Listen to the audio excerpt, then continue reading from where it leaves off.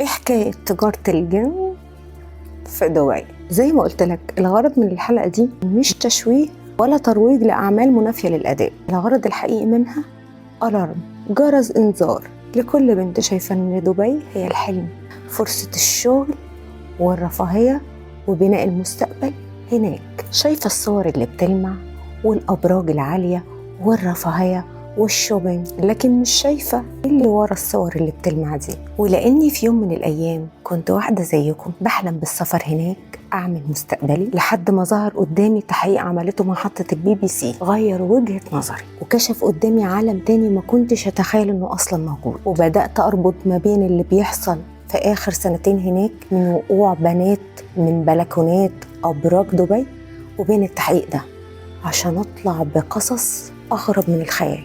حوادث تفاصيلها متشابهة، نفس السيناريو، نفس التفاصيل، وفي الآخر القضية بتتقفل انتحار. ورا الحوادث دي قصص وإحنا ناويين نعرضها هنا. فلو أنت بنت بتحلمي بالسفر هناك عشان تبني مستقبلك في دبي، فالحلقة دي معمولة عشانك. أول حاجة لازم نفهمها إن دبي من أكتر المدن اللي عاملة قوانين صارمة وقوية جدا ضد الإتجار بالبشر والدعارة. يعني الحكومة هناك مش سايبة السيف في السايب، بالعكس ده في طول الوقت دوريات ومداهمات بتقوم بترحيل المئات كل سنة. يعني المشكلة مش في الحكومة، أمال فين المشكلة؟ المشكلة إن الشبكات دي شبكات دولية، ودايما بتلاقي طريقة للرجوع بشكل مختلف وأكتر احترافية عشان تستغل البنات اللي بتدور على فرص للشغل. وهنا تبدأ الكارثة، فمحدش بيعرف عنهم حاجة إلا اللي دخل فريسة في مصيدتهم.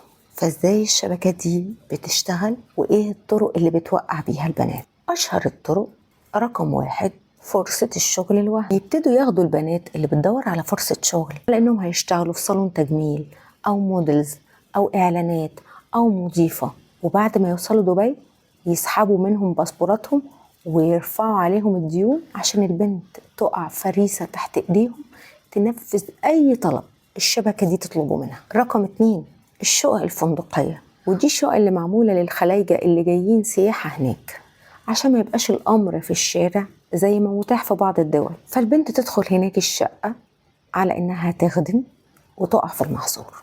رقم 3 البارتيتات الخاصة أو حفلات الVIP، ودي للفئة الأعلى فلوسا ونفوذا. حفلات خاصة جدا، حراسة مشددة، تنظيم على أعلى مستوى، بيتسحب الموبايلات من البنات عشان يحموا الخصوصية، أعلى مستوى من الخصوصية. بس في نفس الوقت الحفلات دي اللي بيمارس فيها كل الممارسات الغير أخلاقية والغير آدمية. ومش هتكلم عن النقطة دي أكتر من كده في الفقرة دي، لأن الحفلات دي ليها فقرة لوحدها. بس لو زي ما قلنا إن القوانين هناك قوية جدا ضد الممارسات دي، فإزاي الشبكات دي لغاية دلوقتي بتشتغل ومحدش قدر يمنعها؟ هل الإمارات هتكون واجهة دعارة عالمية؟ ده اللي كشفته محطة الBBC، عملت تحقيق مفصل وكشفت تفاصيل صادمة. من كام شهر محطة الBBC عملت تحقيق فتح النار على دبي وحطها في مرمى الاتهامات. التحقيق اللي فتح عينينا على عالم بيستغل البنات بفرص شغل وهمية وبعد كده يطلب منهم ممارسات غير آدمية عشان ينتهي الحال بالبنت دي إنها ترمي نفسها من بلكونة من أحد أبراج دبي. ده كمان في بنات من اللي نجيت قال إن ممكن تدفع حياتها مقابل إنها رفضت طلب من فئة الVIP. وهنا السؤال اللي لا السلطات ولا الحكومة هناك قدرت تجاوب عليه: لو كل حاجة تمام والبنات دي مش منتحرات، فليه السيناريو ده بيتكرر؟ نفس التفاصيل، نفس القصة، نفس المناطق، نفس الشغل، وأغلبهم نفس الجنسيات ونفس الأعمار ونفس النهاية. القصص اللي فتحت علامات استفهام عالمية. تعالوا نشوف. من زمن مش بعيد انتشر كلام إن الشيوخ والأثرياء كانوا بيدعوا الفتيات والبنات الجميلات لحاجة اسمها عطلة الأحلام. فبمجرد ما عينيهم تقع على البنت اللي تعجبهم من صورها على السوشيال ميديا، يبعتوا لها على الDM ويقولوا لها احنا وكالة وشايفين صورك وانتي مناسبة لينا وعايزينك في عطلة فاخرة كإعلان، إقامتك وتذاكر الطيران وحجز الفندق كله علينا، بما فيها فسحك وخروجاتك والشوبينج بتاعك. ومع الرسالة دي تذكرة الطيران وحجز فندق 5 ستار، حاجة تتمناها أي بنت، ده غير الهدايا الغالية وكل حاجة مدفوعة. ورا الرفاهية اللي في دبي إزاي تتحول عطلة الأحلام لكابوس مفيش خروج منه. القصة اللي كشفت اللي ورا الرفاهية دي. من سنين دبي بنت صورتها على إنها مدينة الأحلام والأمان والرفاهية والقوانين الصارمة ضد الإتجار بالبشر والدعارة وأي أعمال منافية للآداب. لكن ورا الصورة اللي بتلمع قوي دي عالم في منتهى الظلام، عالم ضلمة جدا محدش يعرف تفاصيله إلا اللي وافق يدخله سواء بمزاجه أو بدون موافقته. قصة مونيك كارونجي، الانفلونسر المعروفة، شغل، تصوير، حياة مستقرة. She managed to go abroad to get some money, to get some school fee for these siblings. But what happened there? Nobody knows. لقوها مرمية تحت برج في مرسى دبي. We have maybe a party here without her. الشرطة قالت انتحار. In this age, 21, in 2021. She wanted to go to abroad to work, and on that day she was very happy because she thought she's going to have a good job. So cold here. Yes, Dubai is so cold. Being in UAE, her lifestyle changed. She was going to very expensive places. You can't go in those kind places if you don't have money. I can't believe that Monica was affording that. Someone was helping her. Maybe someone was controlling her, and there is some scratch on her. She's paining. بس آخر رسائلها كانت خوف، وآخر صورها كانت في شقة مش شقتها مع ناس مش معروفين. بعدها بكم شهر نفس السيناريو، نفس القصة، نفس المكان، بس مع بنت تانية اسمها كايلا. والقصة الأشهر واللي كشفت المستور قصة الموديل الأوكرانية ماريا كوافاتشوك، واللي قصتها أصلا محتاجة حلقة ليها لوحدها، بس أنا قررت ألخصها وأحكيها في حلقة النهاردة. ماريا كوافاتشوك ما كانتش الحادثة الأولى. ففي 2018 الموديل الروسية إكاترينا ستيسيوك رمت نفسها من الدور السادس في واحدة من فنادق دبي بعد ما قالت إن الشيخ اللي كانت حاضرة مع الحفلة هاجمها بسكين. وفي 2021 انتهت فضيحة الحفلة العارية بترحيل الحكومة لكل البنات المشاركات، واللي كان بينظمها رجل الأعمال الأوكراني اللي اسمه فيتالي جريتشين. اترحلوا كلهم بدون تحقيق حقيقي ولا تفاصيل تقفل القضية صح، وده كفيل بأنه يوجه أصابع الاتهام على دبي.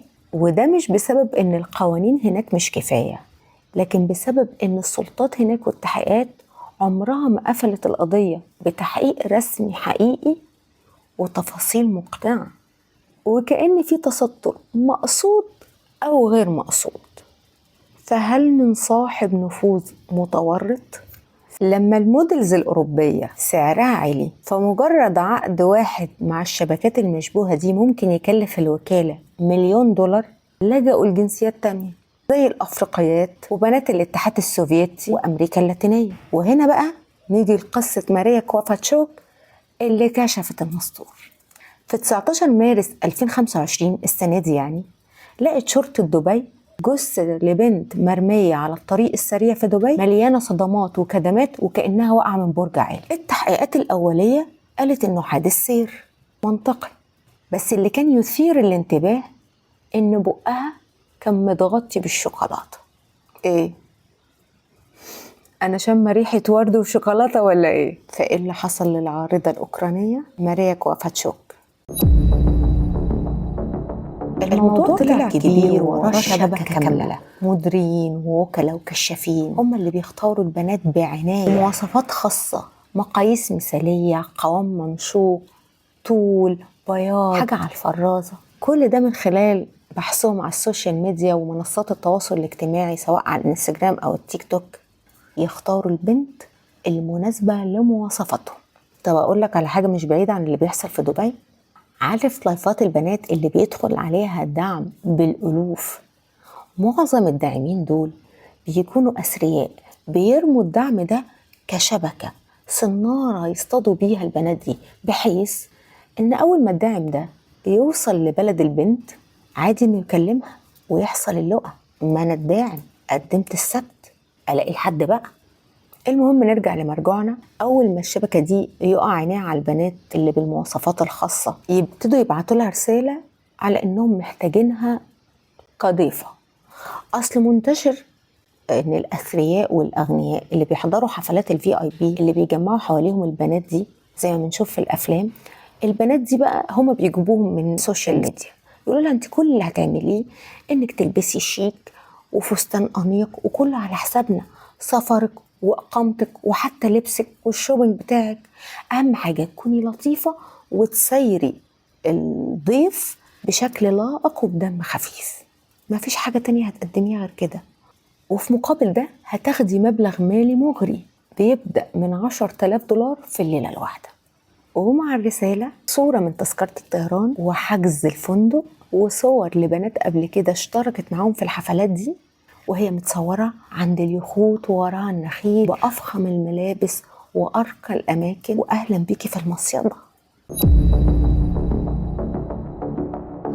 ايه علاقة العيلة المالكة باللي بيحصل في دبي؟ بعض الوكالات اللي حكيت لك عنها طلعت وكالات رسمية مهمتها جلب الفتيات للنخب والأثرياء، وإن من ضمن بنود التعاقد معاها إن البنت ليها مطلق الحرية في تقديم أي خدمات جنسية وكله بمقابل. وعشان الوكالات دي تضيف لنفسها الرسمية وتطمن البنت وهي بتمضي معاها العقد، بتستخدم بعض أسماء الشخصيات النافذة والأمراء والشيوخ عشان تضيف لإعلاناتها وللتعاقد معاها الهيبة والرسمية والمصداقية، في حين إن ممكن الشيوخ والأمراء دول ما يعرفوش إن بيتم استخدام أساميهم في الأعمال دي. بس أكتر حاجة تحط دبي في قفص الاتهام هي الحفلات اللي بدأت تنتشر في 2016 والمعروفة باسم بورتابوتي دبي. ودي بقى حفلات شديدة الخصوصية للVIP، لصفوة الصفوة الأكثر ثراء وغناء ونفوذا حول العالم. الحفلات دي معروفة إن بيتم فيها كل الانتهاكات الغير آدمية والغير أخلاقية. حتى كده بص على معنى الاسم، فبورتابوتي معناه المرحاض المتنقل، فليك إنك تتخيل بيحصل إيه في الحفلات دي. يعني الاسم هنا مش صدفة. والبنات اللي حضرت الحفلات دي حكوا تجربتهم وقالوا إن طلب واحد يترفض من جست VIP ممكن ينتهي بكارثة. وحسب تقرير من موقع أفريكانو إنسايدر إن مقابل ليلة واحدة في الحفلات دي للبنت بيبدأ من $100,000. تمن غالي، بس المقابل بتاعه صحة نفسية وجسدية وعقلية. تجارب وصفتها البنات بأنها أسوأ من الكوابيس اللي بتيجي في الأحلام. ساعتها رصيد البنك وأغلى شنطة مسكها في إيدك لا تسمن ولا تغني من جوع. وأنا هنا ما اتكلمتش عن الجانب الديني، لأن كل اللي وقعوا في المصيدة دي ما كانوش متساويين في الوازع الديني، لكن هنا اتكلمت في البعد الإنساني اللي كلنا فيه واحد. اللي بيألمني هو اللي بيألمك، هو اللي بيألمها، هو اللي بيألم الكل. طب ليه الشبكات المشبوهة دي بتختار نفس النهاية؟ ليه النهاية دي بالذات؟ ليه الانتحار؟ ببساطة عشان دي النهاية المثالية والمناسبة لأي شبكة مشبوهة. فالقضية بتتقفل بسرعة بدون تحقيق عادل ولا استجواب رسمي ولا تفريغ كاميرات ولا شهادة شهود، وهوب نقطة من أول السطر. لكن الحقيقة إن وجودك وسط أهلك وفي بلدك نعمة محدش يعرف قيمتها إلا اللي اضطرته الظروف إنه يسيبها. ولو هحكي لك حاجة من واقع معارفي، فأنا ليا واحدة أعرفها أهلها كانوا هناك في دبي، سافرت عشان تشتغل هناك، ولما حبت تجيب صاحبتها معاها طلب منها الأونر صاحب الشركة طلب غير أخلاقي بالمرة، طلب ما يطلبش من بنت. وكأن البنات اللي هناك لوحدهم سلعة منتهكة، فأنت هناك لوحدك بدون أهلك أهلا بيكي متاعا لنا. يا رب الرسالة تكون وصلت، وأي بنت بتفكر تسافر هناك لوحدها تفكر في الموضوع 1000 مرة. استنوني في ملف جديد وباب تاني نفتحه سوا في باب الحقيقة مع ريان. سلام.